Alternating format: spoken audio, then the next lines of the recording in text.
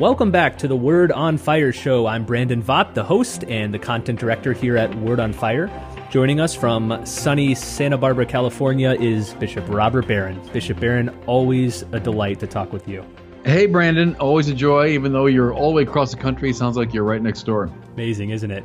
Yeah. Hey, how's little Gilbert doing? He's doing great. I always try to think of something witty to say whenever you ask me that, but nothing other than...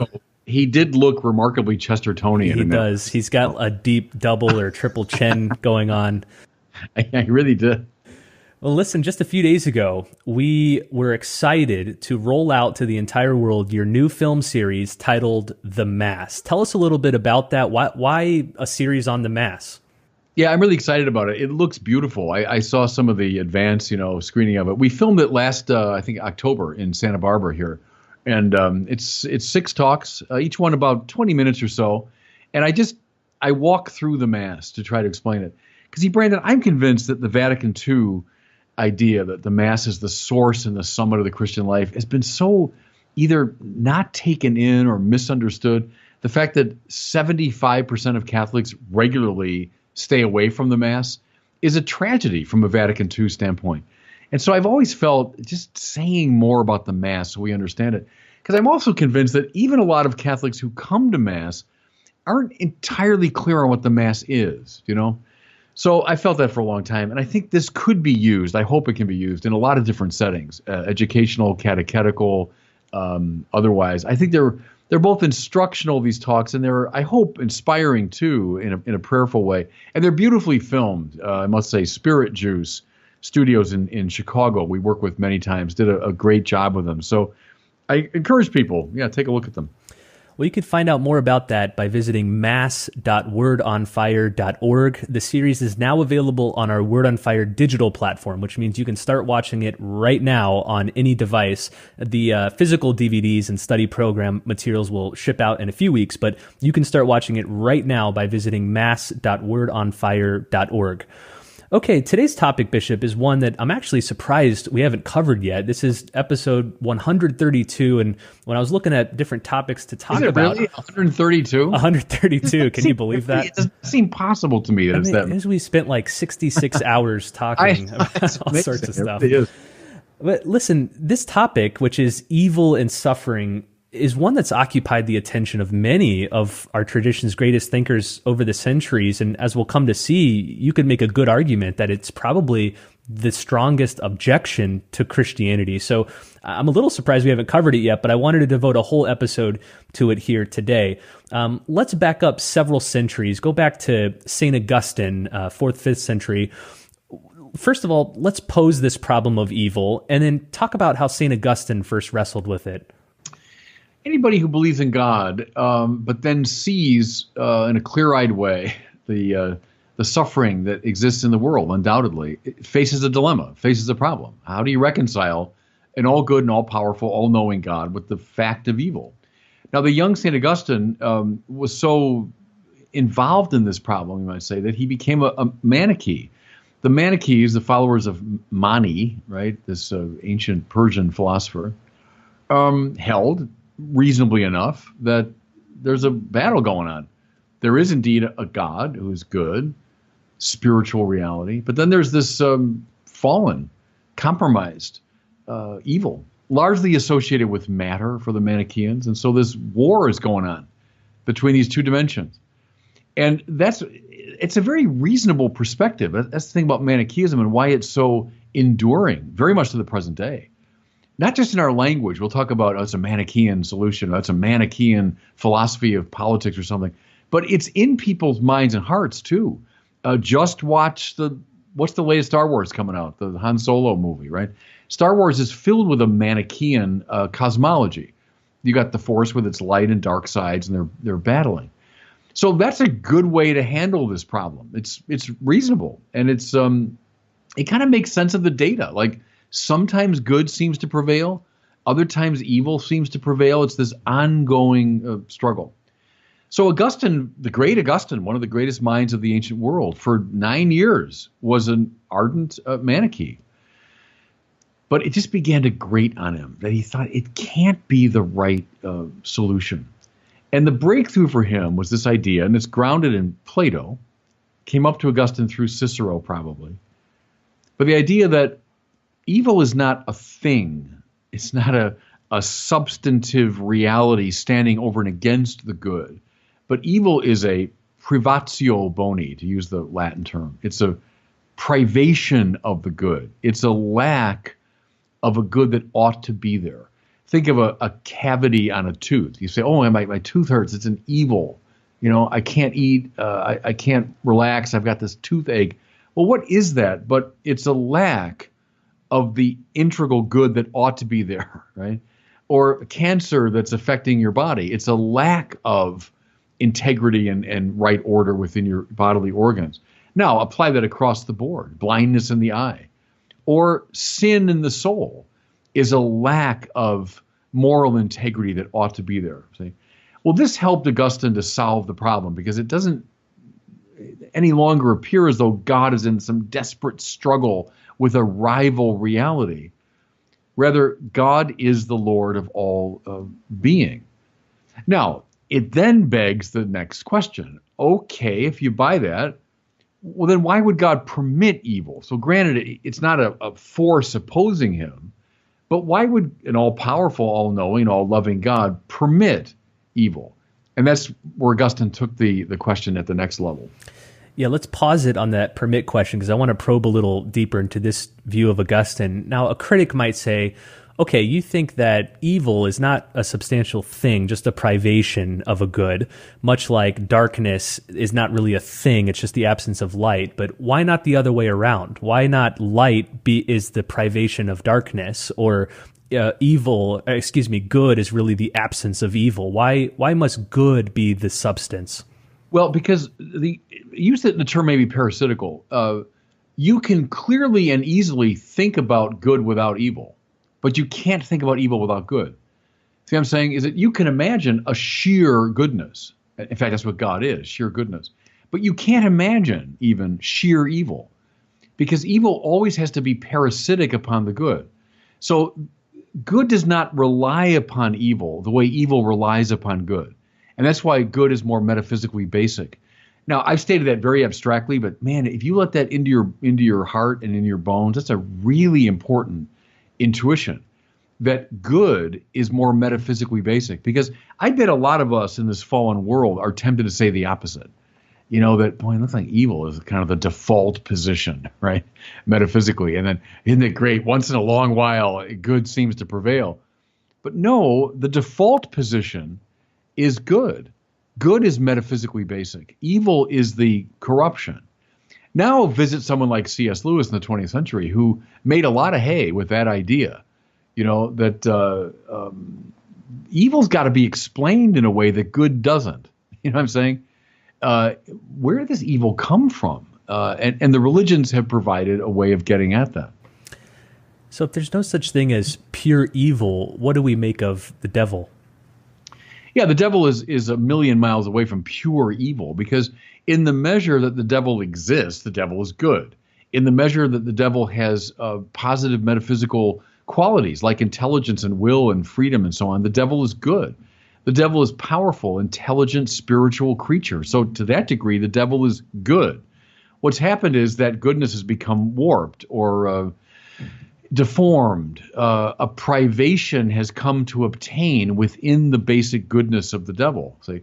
Now, the importance of that is multiple, but one of the ideas is don't think of the devil as God's rival. Rather, the devil's like a dog on a chain, if you want. I mean, utterly under the aegis and control of God, allowed to do his work only in the measure that it's ingredient somehow in God's providence. God is not fighting the devil as though he's up against a co-equal rival.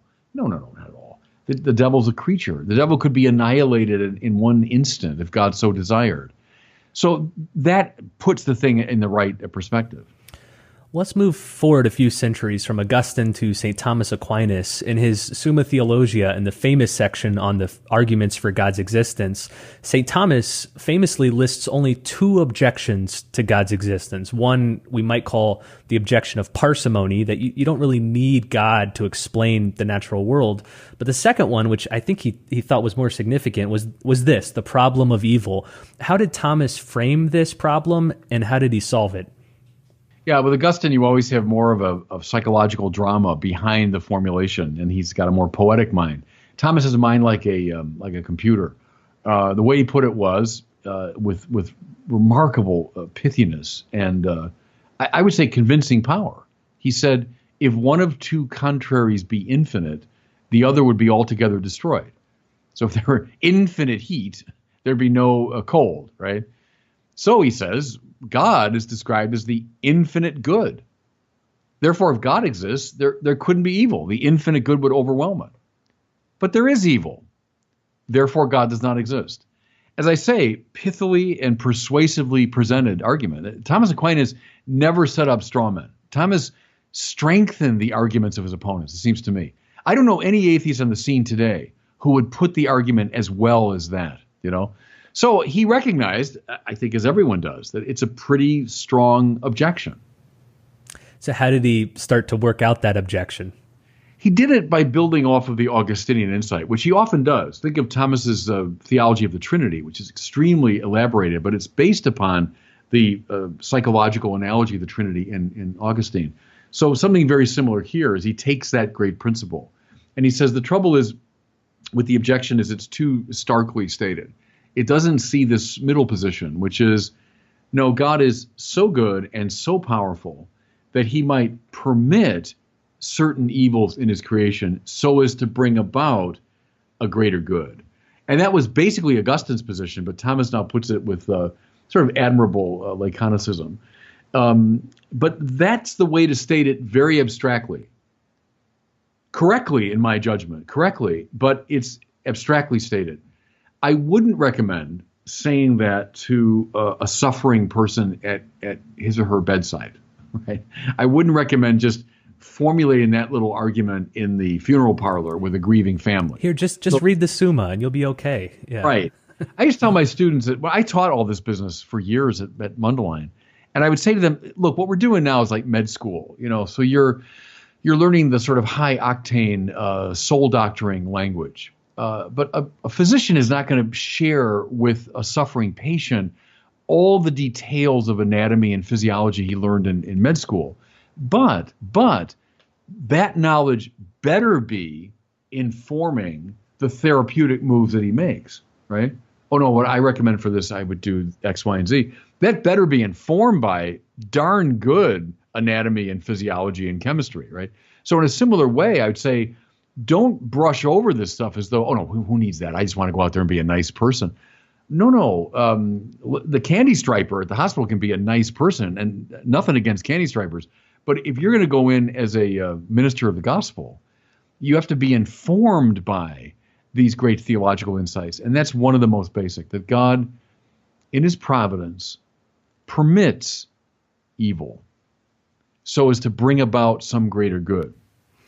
I found that this problem of evil, pain, and suffering, it's usually helpful to break it apart into two separate issues. You got the intellectual problem, and then you got the emotional problem. Do you sense that these are really two different issues that need two different approaches? Yeah, they're related, but they are different. And it's really that's the distinction I was just making in some ways.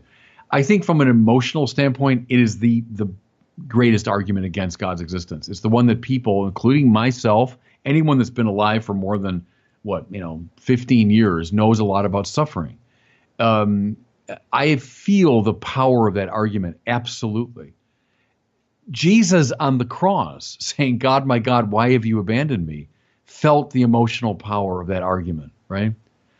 So that's real. And to say that evil is not metaphysically substantive is not to deny for a moment that it's felt in a profoundly real way, right?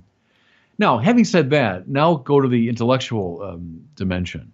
There, it seems to me, it's not a very good argument. It's really not very convincing at all, Because to make it convincing intellectually, you'd have to have complete knowledge of all of space and all of time.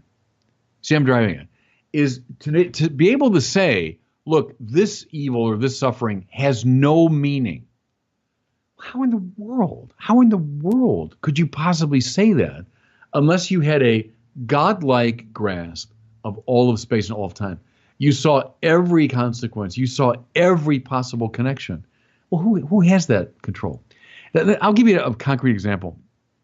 Just a couple weeks ago, I was giving a talk out in Worcester, and my nephew, Drew, is a first-year student at MIT. He's this brilliant kid, right, in math and science. So we met for lunch, and so I was asking him, hey, tell me about your classes. And so he's going on about all this stuff, but especially the mathematics. Now, I was okay with math till I was about sophomore in high school. Then I lost interest, and I never really pursued it.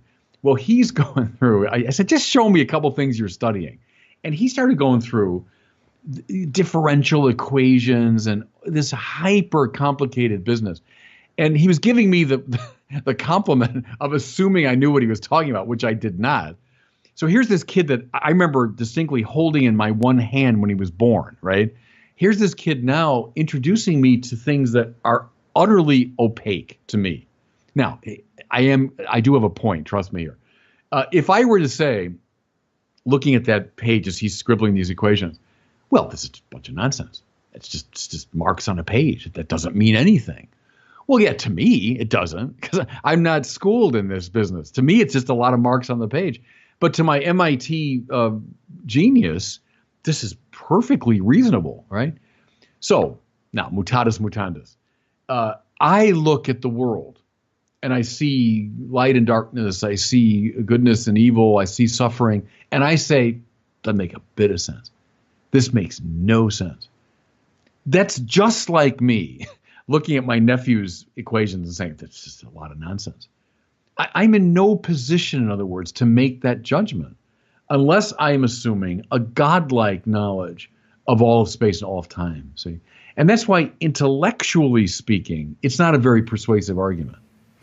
I remember the philosopher Edward Feser making a similar case with tongue-in-cheek. He said, I was dialoguing with an atheist, and he said, God can't exist because there's evil. And Feser said, well, maybe God has a reason for permitting that evil. Maybe he wants to bring about a greater good. And the atheist says, well, I don't see any example of the greater good. And Feser said the same thing you did. Well, in order to make that claim, you'd have to essentially be God. But if you were God, then you wouldn't be an atheist.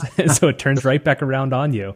Yeah, but that's the right way to do it intellectually. Now, it might take a long time for that to sink into someone's heart, and see the implications of it. Well, let's get concrete in this question of whether God allows evil and suffering to bring about a greater good. I know immediately the first thing a critic is going to point to is something like the Holocaust and say, 6 million innocent people were exterminated. What possible greater good could have justified that? Well, the very first and truest answer is I don't know. But see, how could I know unless I had a godlike knowledge? But I'll say this, because I think we can know this. The Holocaust is not a natural disaster. It was a moral disaster, right? It was born of the monstrous misuse of freedom on the part of all kinds of terrible people. Okay, so what's your alternative? The way to avoid a monstrous moral evil is to eliminate freedom. So we would never speak of a Holocaust among animals, Even if animals turn on each other and a lot of them were killed, you wouldn't say, oh, what a terrible moral Holocaust.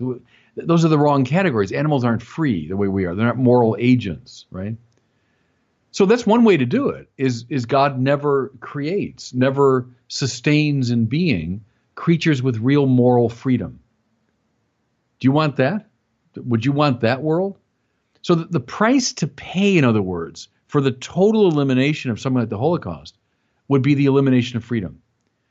Here's something I just saw in the movie about Pope Francis that we referenced last week. The Pope said, salvation consists in love. Love is always an act of freedom, right? Well, freedom can be abused. So if you want to get rid of the abuse of freedom, you'd also at the same time have to get rid of the possibility of love. And love is what our salvation consists in. So that's the question I think to wrestle with when it comes to moral evil is what price would you be willing to pay? What alternative universe would you propose in which there would be no moral outrage? It would be a pretty bleak, unhappy place. We talked a little bit about how the Manichees would answer this problem of evil when we discussed St. Augustine. They essentially say, well, the problem exists because you have a force of goodness versus a force of darkness. Other religions like Buddhism explain away the problem by depicting evil as just an illusion. What does Christianity uniquely have to say to the problem of evil and suffering? Yeah, and that's the heart of it. So we've been doing more philosophical musing to this point, which is fine, and our tradition includes that. But the fullest answer to the problem of evil is the cross of Jesus Christ. God permitted the greatest possible evil beyond the Holocaust, beyond any moral outrage we could perpetrate, because the cross of Jesus represents the putting to death of the Son of God. The Father permitted that. Now, why? See, here's getting to your question. Why? God in the Son goes into the limit of God-forsakenness. He goes into our pain and our suffering. He goes into our degradation. He goes in even to our sense of alienation from God. That's that awful cry of the cross. God, my God, why have you forsaken me? God identifies in solidarity with all of that so as to bring even into those darkest places the power of his presence and his love. And then in the resurrection of Jesus from the dead, what does he show or make possible? The redemption of suffering, right? The transformation of our suffering into life. And so that's the profoundest answer, and it's deeply, uniquely Christian, is the cross of Jesus is the answer to the problem of suffering. Earlier, we distinguished between the intellectual problem of evil and the emotional problem of evil. And I've seen both among friends and in different accounts that I've read, what a great comfort it is for people wrestling with the emotional problem to find the solidarity of Jesus suffering with them on the cross. Have you seen the same thing? Absolutely. And for the vast majority of people who wouldn't have the time or the interest to search out these sort of philosophical issues, that's the answer they get intuitively. I think of the image, it's the very, very end of his life when John Paul II was actively dying, and he was watching on closed-circuit TV the Way of the Cross around the Colosseum, and the famous photo. He's got this big crucifix, and he's clinging to it. Now, John Paul II was a great philosopher, understood all the things we were talking about, but at the end of the day, at the end of his life, that's what he was doing, is he was clinging to the cross of Jesus. That's the answer to the problem. Let's close here with one more question. Inevitably, whenever we see a natural disaster, another school shooting, a terrorist attack, people everywhere wonder, where was God? Why didn't he act? Let's suppose that NBC brings you on for a brief interview. You've got maybe a minute to answer that question, which I know is inadequate, but what do you say to a friend or family member who says, where was God? Why didn't he stop that act of violence? I would say that God respects our freedom, that God created us free. He wants us to love him freely. He gives us the dignity of freedom, that we can make our own moral decisions. Because you can extrapolate from any particular act of wickedness. Why doesn't God just stop all of it? Well, now we go back to our earlier clarification. That would mean a universe without freedom. Who wants that? So a God that's intervening at every stage to interrupt our freedom would be a God who finally interrupts our humanity, right? And so it's not an adequate answer. I fully understand that in the face of someone's suffering. But I think it's an important perspective. What alternate universe would you propose? See, one in which God is eliminating all suffering. That's a pretty bleak place we're talking about.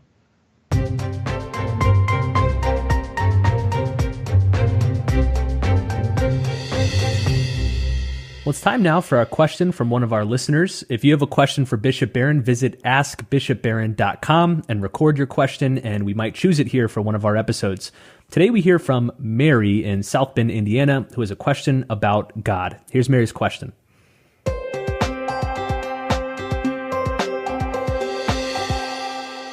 Hi, Bishop. My name is Mary from South Bend, Indiana. There are so many complicated areas of religion that are often difficult to explain or understand. If God wanted us to seek Him and try to understand Him, then why didn't He create us as beings fully capable of that understanding? Yeah, it's a cool question. It's a searching one. Let me try this one approach to it. In a way, every sentient and conscious creature on planet Earth is seeking God. Because in seeking the good, they're seeking what's a reflection of God. So even insects and animals, in their own very limited way, are seeking God. Watch that reflected, by the way, in the Psalms and some of the biblical texts. Do we seek God at a much higher level? Yeah, as you say, because we do it with far greater consciousness and intelligence, right? So we are explicitly and consciously seeking God. But within our human family, we do it to varying degrees, right? Some can do it at a very high level, others at a lower level. Now, go beyond humanity to the realm of the angels. So there's a whole level of creation, but at a higher pitch. Think of the angels who understand God, not as we have to through a kind of laborious process of ratiocination, but the angels know God in a great intuitive grasp, much higher level. But do the angels fully understand God? No, because God's infinite. So any creaturely intelligence has to be finite. It's only the Son that fully grasps the Father, right? My point here is there's a great variety within creation of how we approach the beauty and the goodness and the truth of God. And that seems to be in God's style. He seems to like this variety. We do the best we can with what we've been given, it seems to me. I'm not an angel. I'm never going to know God the way an angel does. Just as, a dog, if he could think at all, would say, well, look, I'm not a human being. I can't operate at that high level. Okay, well, I'm higher than a dog, but I'm lower than an angel. We're all approaching God in different ways and to varying degrees. And that seems to be part of God's providence. Well, thanks so much for listening to this episode on evil and suffering. I wanted to remind you again to check out Bishop Barron's new film series and study program. It's titled The Mass, and you can find out more at mass.wordonfire.org. It's now available on our Word on Fire digital platform, which means you can start streaming it right away on your computer, phone, tablet, any device, and the physical DVDs and study materials will be shipped out in a few weeks. So thanks again for listening, and we'll see you next week on the Word on Fire show.